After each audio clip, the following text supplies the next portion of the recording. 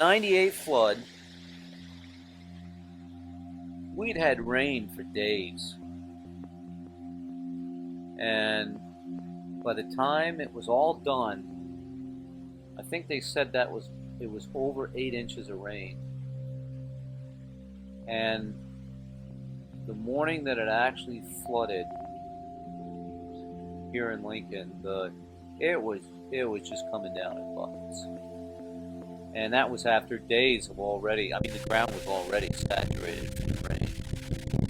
And then it just came down in a deluge, and it was just pouring. And I want to say it was around 2 or maybe 4 o'clock in the morning. Somebody pulled up in front of our house and beat their horn.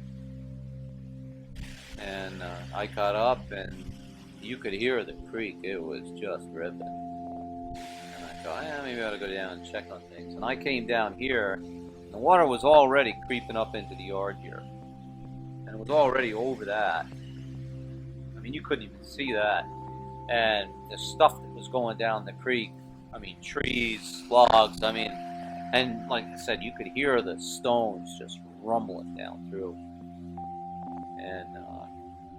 And it had already surrounded that tree. So I thought, I better start moving stuff. And by the time it was daylight, everything here was underwater. And I was grabbing stuff out of my sugar house and either putting it up high or moving it across the street. And it looked like Sanford and Son up there by our house. I had vehicles, I had tanks, sap tanks, I had my snowmobile. Everything was sitting out in lawnmowers, everything was sitting out in the yard, the neighbor's yard. In fact, the water was coming down the other side of the road so hard that I actually ended up having to move my tanks a second time because the water was getting up to them. And that was the first time, let's see, 98. So we had lived here about 10 years.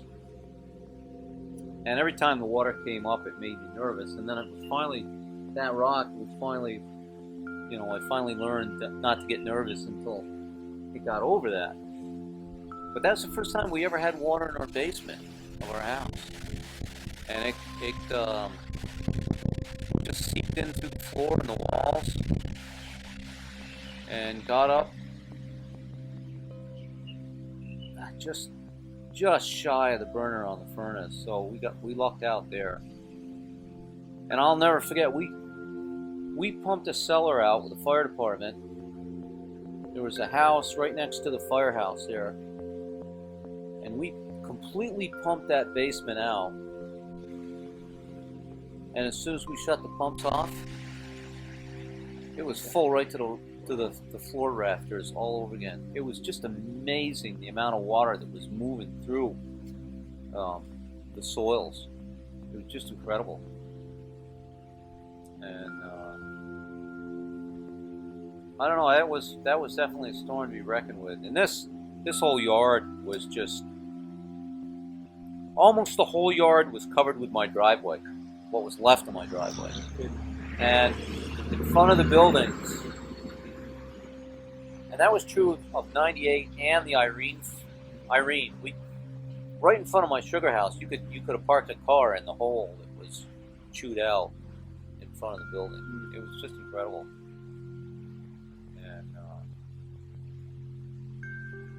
And then the cleanup began. And luckily, I had two neighbors that came over with their tractors, and they pulled all the dirt, gravel, and everything that was in my yard. They pulled it back into the driveway. I still ended up having, it was 2 dump truck loads of gravel to bring back.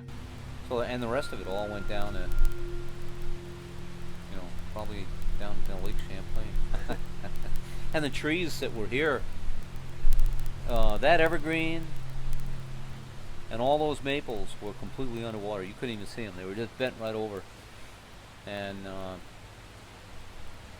it really surprised me that once the water receded, those maples came right back and